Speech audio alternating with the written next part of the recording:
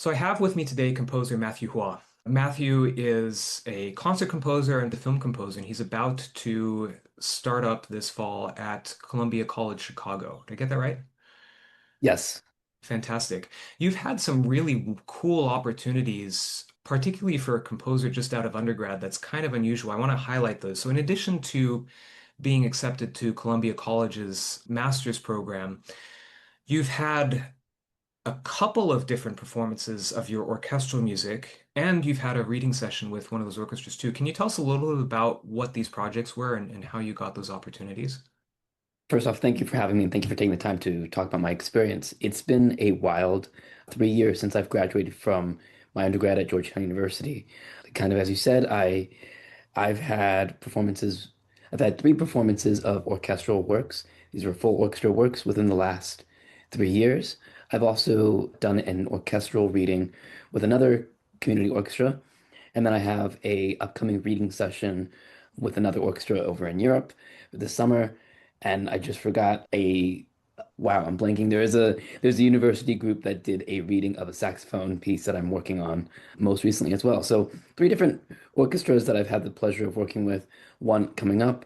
And I've also been able to write music for short films most recently, and I'm very proud of all of these accomplishments on top of grad school, which is coming up this fall. Yeah, it's such a cool list of accomplishments and things. And what I want to do is I kind of want to rewind the clock and well, let's talk about how you got there. And because, I mean, as composers, this tends to be what we're interested in. Well, we hear about other composers who are able to have multiple orchestra performances, and it's well, what did you do to get there? So maybe if you could bring us back to high school, college, when did you start composing, and what kinds of things were you looking for? I would say the journey really began in high school when you were just really trying out those arrangements of random different things. And I was that guy who would always start with the Disney medleys. How many medleys can I string together for the violin? But that was very rudimentary and it wasn't very thought through. Fast forward to college at Georgetown, the plan was never to do music. The plan was to become a lawyer. So I did that pre-law track, and the pandemic hit, and the world stopped. And I'm sitting at home, and what's getting me going, what's getting me excited, writing music. And I turned back to composing. And I was already doing a music minor because I thought, why not? But I got to study under Kennedy Center's composer in residence, Carlos Simon, and he was extremely encouraging in that he really said, go for it. Try out different things, try different programs, different workshops, and see what interested me, but also you miss 100% of the shots you don't try. So I returned to composing at Georgetown University. That's where I really focused more on my music theory fundamentals and orchestration. And from there, I was able to participate in an NYU's workshop. It was their summer screen scoring workshop, and that included film, television, video games, and advertisements. I had the opportunity to audit three of those and participate in the advertisement workshop where we worked on a Harley Davidson rescore. And then from there, I might have strayed from your question earlier, but I think the highlight was when the Georgetown University Orchestra came to Carlos Simon and subsequently our smaller composing cohort and asked us to write a piece for members of the orchestra. And I was asked to write a string quartet. This was in the peak of the pandemic, so wrote it remotely, workshopped it with people who were younger than me, and we just made it work with Zoom and home recordings. That was my first real foray into it. And when I graduated, I had all these skills, but it was how do you go from there? I I can jump to that first orchestral performance if that's what you want me to talk about. Yeah, no, I think that we could go a lot of different directions. I mean, doing your studies in the pandemic obviously would have presented some major challenges, both on the study side and then also well, what do you do afterwards, right? So I'm kind of curious, what challenges were you, so you went through, you did Georgetown, what challenges did you still find that you were facing as a composer after graduating? So from that NYU workshop, I was given that real first glance of, oh, you don't have to be Hans Zimmer to be making money. You don't have to be Hans Zimmer to have a career. You can be an orchestrator, a copyist, a publisher. You can do a whole lot of things, but knowing that opportunities out there and finding those opportunities are very, very different. So what I would say is when graduated from Georgetown, I had a certain set of skills, but I didn't know how to market them. I didn't know how to put them all together and say, here's the package of Matthew Roy, and here's why you should commission him, or here's why you should admit him to grad school, or here's why you should just hire him for a music related job. And it took me almost a year and a half to really start finding that rhythm again. And it wasn't until kind of just cold networking, cold emailing, that I came across certain orchestras in the DC area. And I just reached out. I said, I have a passion of music and I'm willing to do anything. And that could be your marketing, your all the arts administration things that might not be related to composing, but then you get to work alongside conductors, musicians, composers, and others who you can really learn from, or at least meet and get to know. In fact, I kind of found my way to Joseph's wizarding school through those type of interactions where by being willing to talk about your skills, what you've experienced or what you think you're lacking, you tend to find people who are willing to help you and willing to guide you to somebody who can get you to that place or that skill level that you are wanting and are talking about. And that's kind of how I found the wizarding school. Yeah, let's get to the whizzing school in a moment. But let's first close the loop on this orchestra thing. So you mentioned that you did this networking outreach to work with these orchestras. How did it go from here's my cold outreach to getting some performances? So I was lucky enough in my outreach to find this little orchestra, the Northern Virginia Community Orchestra. And as I'm looking at this orchestra that I Googled, I realized that that's my middle school director. That's the same person who 12-year-old Matthew played for way back when. And I reached out and I said, are you looking for anybody, either violinists or music librarians? And he needed both. So I was able to join as a violinist and music librarian, and it had been almost a decade since we really worked together. So we were both coming together at a time when we didn't really know where are we in our professional lives, where are we in our skills. So there was a window where I needed to demonstrate my skills, my knowledge, and my willingness to work. And that was building on a long-standing relationship already. But over time, I was able to establish I'm still that same person who is driven. I'm still passionate and I'm still very willing to grow and learn from others. And then at some point, I presented the question point blank. Can I present a piece to the orchestra? If not to perform, then to read. I'm lucky enough that he agreed to perform it, but I knew that there was no guarantee it would be a performance. I always knew I wanted to learn and I wanted to present it as a learning opportunity. And by presenting it as a learning opportunity, people were more willing to give that opportunity of, let's see what you got. Let's see what you've written, and we'll go from there. I think that that's really smart. I think that that's and really cool how it is that it worked out. Another thing that stands out to me as well about the thing is that this is someone that you already knew. Sometimes as composers, we are very quick to dismiss the people that we already know of just like, oh, I already know them. This is, it's no big deal. But it's like, well, these are some of the people that actually are going to give you the opportunities most readily rather than trying to like break in with a bunch of people that you don't know. And so I think it's cool how you're able to, leverage both of those things that you mentioned. Absolutely. And I'll just say I know we keep jumping back on the clock, but when I shared the news that I got into grad school, it was very heartening to realize how many people had been watching my journey. Maybe they weren't there every step of the way, but they were watching because I got messages of, "Oh, you're going to Chicago? I'm from the Midwest. Here's some tips. Don't forget to bring a parka." And all these different people who had experiences in the Midwest, Chicago connections, or something else came out of the woodworks to congratulate, offer advice, or even just say, "Wow, way to go." And just knowing that it's the relationships that matter. Whether or not they are giving you that next gig or playing your piece, it doesn't really matter what their station is. Everybody has the potential to contribute to your journey, assuming that you are also willing to contribute to theirs. Yeah, love that. I think that that's It's one of those pieces of advice that we hear it all the time, but it's just worth repeating just because in some ways it sort of seems too good to be true, but it really is true, where it's like as long as you're willing to help other people in their journey, they'll be willing to help you in yours. Absolutely. So let's return to the wizarding school thing now. So you came to study with me about a year and a half ago, something like that?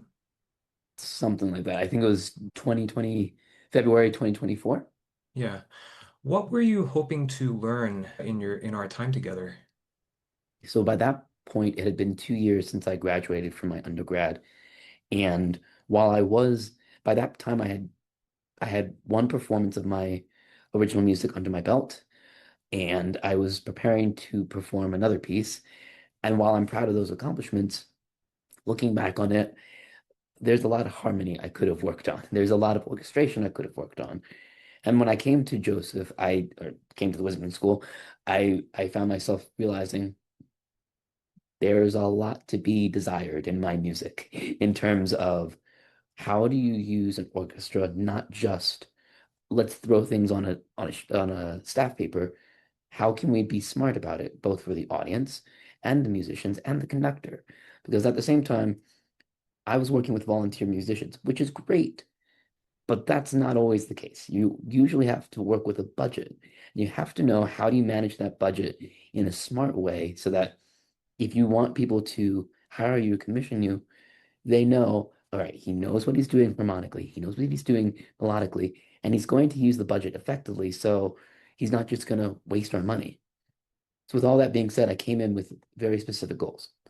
I wanted to go to grad school, and I know I needed to create a portfolio of music that reflected not only my skills, but my interests. So, I needed that portfolio. Number two, as Joseph knows, this was a big task. I needed to refresh my harmonic knowledge. I had that fundamental from Georgetown, but there was definitely room to grow. And with that in mind, I realized you just have to walk in and accept you're going to learn something new every time you talk to Joseph in the Wizarding School. And lastly, continue to develop those relationships that lead to opportunities for readings, performances, connections, and other opportunities. So that's how I walked into the Wizarding School, knowing it was a very big ask, and somehow Joseph didn't blink an eye at all. It's interesting because these are exactly what we do in the Wizarding School. Like this is exactly in the Artistic Growth Incubator. It's literally the three things that you outlined. And I promise that you're not an audience plan, Like we didn't discuss this before, but this is literally the thing is, we build your portfolio, we grow your skills, and we help you develop the relationships that lead to the opportunities. Like it was just a perfect match between what I'm helping composers do and what you wanted. So that worked out great. Let's maybe take those things one by one. So with the harmonic knowledge, what sort of tools or frameworks have you found helpful of things that we used, and how did that help you build your harmonic skill? Frankly, Joseph had to explain it multiple times in a lot of different ways, be it visually on a Zoom call, on a recorded message, even writing it out for me. And what I found was that there wasn't one particular tool that was the magic touch. Frankly, it took a mix of all of them between studying scores, which we've done with Avengers, Hedwig's Theme, WoW, Jupiter, and even How to Train Your Dragon. We did that in a harmonic sense, we did that in an orchestral sense. So there is the scores part of it. Many times, and thank you, Joseph. He would be writing me very kind emails of, Matt, we've gone over this a few times now, but, and we have to, I had to drill. Here's a probably better harmonic movement than just slapping chords on a staff paper. So there is the written, there's the audio and visual of score studying, but then also just taking the time and talking it through with Joseph of, I just don't get it. I just don't know. And Joseph was incredibly versatile in how he explained it, trying to find new ways to explain it and trying to illustrate the harmonic techniques that I was trying to articulate, but not necessarily knowing how. The one the one I would say mini course that really stuck with me and still sticks with me now is the Wizarding School's partnership with Ian Campbell and the studying of Partimenti. Now, I'm sure I had heard about that in my music history courses and back at Georgetown, but it had been a long time since I studied it. But when you have the Partimenti charts in front of you and you're looking at the patterns and you realize these are patterns that you can use in your toolbox to start and develop your piece, I don't have to reinvent the wheel. I can find ways to bring the different parts of the wheel together to make a piece. So between Ian's Partimenti, Joseph being very patient and explaining it in so many different ways, I was able to really improve on my harmonic work development and strengthen those areas of my composing. And I've definitely noticed the progress. So thank you for the kind words. I'm curious, like, what did you find as a result? So we've been working on this harmony stuff. What did you end up learning as a result of that? Such a broad question. I would say you can't just put music on a staff paper with and go with your eyes. You also have to use your ears and train your ears. So sure, all the minor chords sound great, but and Joseph has said this to me before. I tend to write with a lot of diminished thirds, and I thought that was the coolest thing ever. But diminished thirds just are diminished. Do you need a diminished third everywhere? And with that in mind, it's figuring out, sure, you can have one or two diminished thirds, but how can you create variance so that your audience is on the edge of their seats and they're not just ah, another diminished third. Oh, great, another diminished third. It's creating that difference, creating a harmonic variance that progresses the story, the narrative, and your audience along, and it makes the music more interesting, quite frankly. Yeah, no, I think that that's cool. Let's talk about another aspect of this. So you mentioned building your portfolio. What sort of tools did you find that that we did that were effective toward building your portfolio? So over the time that I've worked with Joseph in the Wizarding School, there have been multiple mini projects, for lack of better words, and they might have focused on a cello solo, saxophone octet, or string quartet. And the way that Joseph framed it was, here's the deadline. Here are your deadlines before the deadline to help you move along. But in each week, the Wizarding School focused on a different technique, whether it was chordal texture, approaches, or even how do you develop a melody in a variety of different contexts. And with those mini projects and those mini deadlines, it broke those big projects into much smaller chunks. And so I was able to focus on those projects for the Wizarding School. And at the same time, I could then go to office hours or the one-on-one meetings and say, Joseph, here's what I'm thinking of. Here are the projects that I'm working on. And here's how I'm trying to integrate what we're talking about. Am I doing it? And when I did, fantastic. But when I didn't, Joseph was very patient in saying, well, not quite. And here's how you can think about how we're doing our lessons with the Wizarding School and then apply them to your own projects and whatever you're working on. And that proved very helpful when we went from Hedwig's theme and the first flight from How to Train Your Dragon to revisiting that Harley Davidson's rescore that I did all those years ago and coming back to it with a fresh set of eyes, fresh set of ears, and saying, all right, I have all these skills. How would I reimagine it? How would I really think about this and be more prescriptive in what I write? And I'm much prouder of what I wrote now because the composer in 2024, 2025 is not the same as that 2021 composer, not by a long shot. Yeah, I mean, one of the things that stood out to me about your Harley Davidson piece was just how there's this moment there where there's this building, there's this rising emotional tension in the script, in the dialogue that's in or I guess it's narration that's in the commercial. And you captured that using this really evocative harmonic progression that I just thought was really powerful. And I think it was just cool, like you said, I think it's cool to see like how you progressed from, where that piece started and where you're able to take it to. So, congrats on that.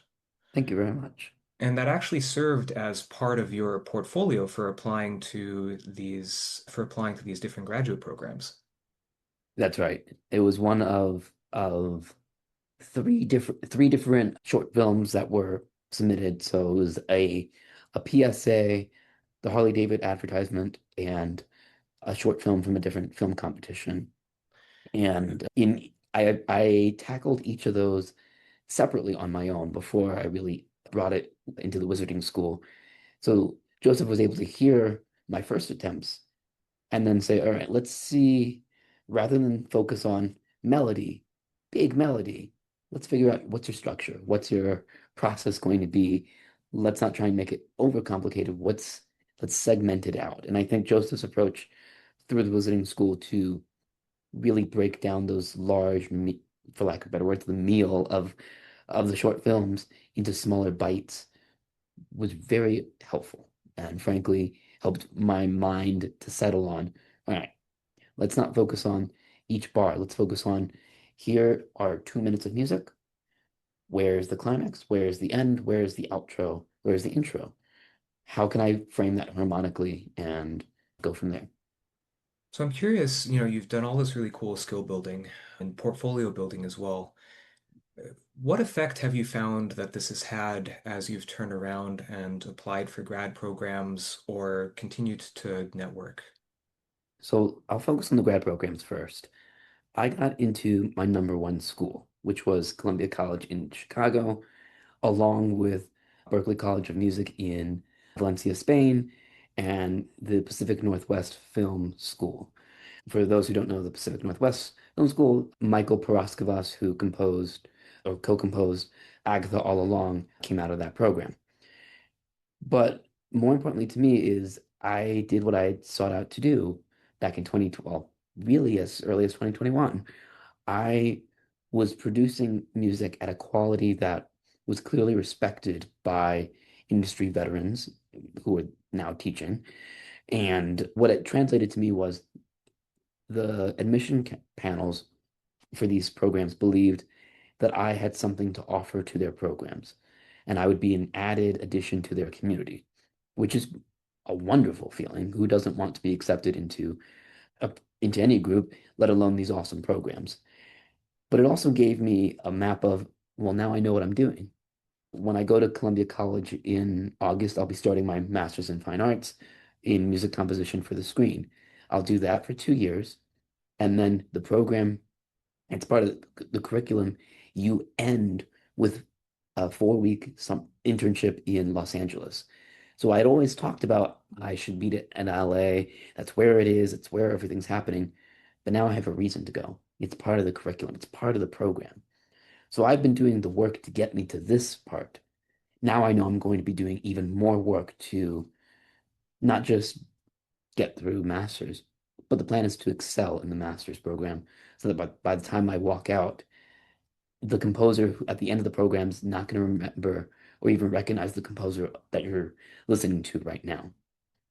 In terms of the networking, this was actually a really small world type of thing. In one of the projects that the Wizarding School has you work on, they advise that you can connect with an orchestrator that you can work with for copy editing.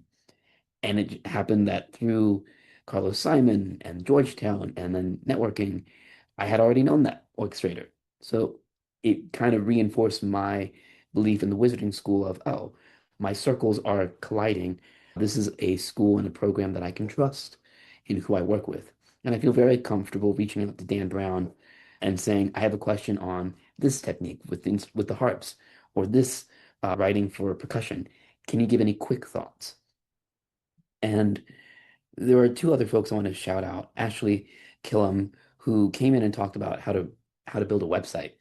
I don't know how to build a website. That's scary poop to me. And listening to how Ashley was able to break it down very simply, there are a lot of options. Here's how you can automate it. Here's how you can make it easy for yourself. Here are some here are some quick steps. She really broke it down very simply. And I felt comfortable reaching out to her afterwards and thanking her for participating and saying, can you provide any feedback? And she did. So now my current website for my music, um, is in part due to Ashley's feedback on here's how you can structure it, here's how you can set it up so that it's very easy to access. And the last person I want to shout out, I'm going to butcher his last name, so I'm only going to do his first name, Christian, who is a mixer out of US USC. Wow, I'm totally blanking on where. He he zoomed in to talk about or really what happens during that recording session. And I sat in on that before I even had a recording session, and I was able to connect with Christian outside of Wizarding School afterwards and really thank him for participating. And I just happened to be in LA coming up. Would he be open to chatting?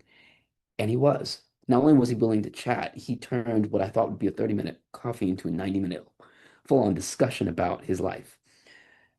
What this all goes to say is that the Wizarding School through Joseph has a lot of wonderful people in its orbit.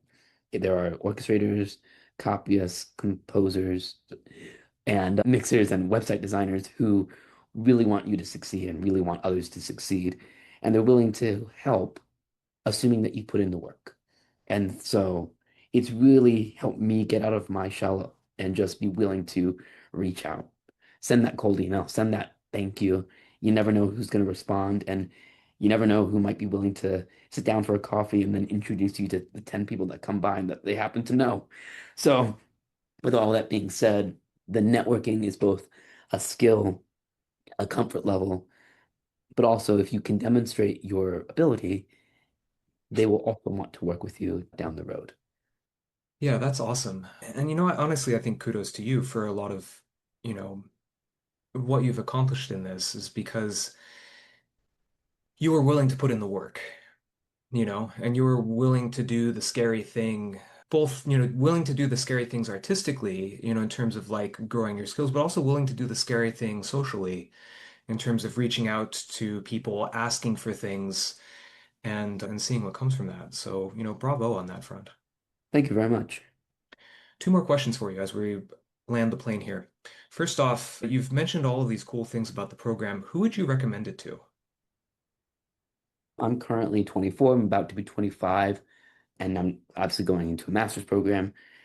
I'm somebody who didn't come from a conservatory. The plan was never music, but it's now music. So what I would say is you don't have to be that studious music student that really aced everything in college and high school. You can also be that music student who's very passionate but feels like they are missing out on X, Y, or Z. You fill in the blanks. And if you're willing to walk in, acknowledge what you believe you're lacking, and allow yourself to become a sponge and absorb everything that you get exposed to, you're really going to walk away with a lot of skills, knowledge, and wisdom. Now, it helps that I'm a violinist. Joseph's also a violinist, and so we can talk about that in many different ways. So, yeah, probably should be able to play an instrument, but it's not limited to be that awesome pianist. You can be any type of instrumentalist and apply what you have and bring it to the table. We had a cellist in the cohort at one point who was able to comment a lot on how people were writing for the cellos, and just everybody's lacking in something. You never know what you might be able to add to the community or the group. And lastly, I know that there are some folks who don't necessarily have concrete goals for where they want to go. I had loose goals and I wasn't sure if they would go anywhere, and they're going somewhere now. Even if you don't have a concrete goal, Joseph's going to set smaller dates, smaller deadlines, smaller goals that you can then work towards and build on. So by the time I finish this program that I'm in, at least, I'm going to have a cello solo I'm proud of, a string quartet I'm proud of, a saxophone octet I'm proud of. At least we've talked about the three film scores that I've worked on. I'm working on another thing for an orchestral read that's with Joseph. And that's already seven pieces. And I'm sure there's more that I've written and I don't even realize it. But that's seven quality pieces that I'm confident in and proud of. And I'm probably going to put on my website or other social media at some point. That's what you walk out with. Confidence, tangible products, and the ability to take all those skills and projects and bring them in some other project down the road, whether it's concert, film, stage, or even somebody's wedding. That's so cool. Thank you, Matthew, for sharing all of that. Last question. We've already talked about this at length, but I'm just going to ask it again so we can focus on it a little bit more now. What's what are you working on next? So you're going to be heading to Columbia College in the fall. What are your goals for your master's program? I already know that the program's going to focus on composition, synthesizers, electronic instruments, and how you're going to put it all together. We're in an age where, sure, you have Sibelius and no longer Finale Dorico. The goal is now to diversify my skills, not just be really good at Sibelius or really good at Logic, but how can I add Cubase? How can I add Dorico, MuseScore, others, so that by the time I walk out of my master's program, I'll have the harmony I got from Georgetown and Joseph through the Wizarding School. I'll have the scoring from Columbia College, and then I'll have the technology side that I've been learning on my own. By the time I walk out of there, there's no guarantee that I will have a job at the end. I need to now put in the work to make sure those opportunities present themselves. But I have the motivation of I'm 20 or about to be 25, need to be 20, will be 26 and need some health insurance, but that's a different story.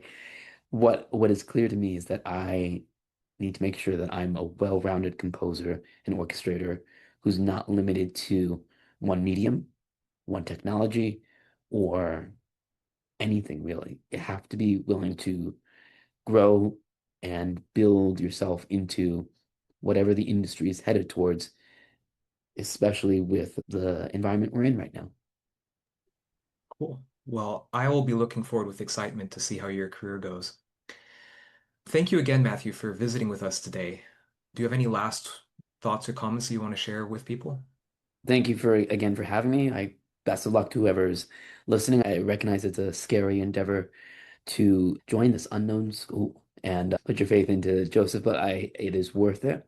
And I'm always happy to chat if somebody wants to follow up about my experience with Joseph, the Wizarding School, or anything else. So please feel free to reach out.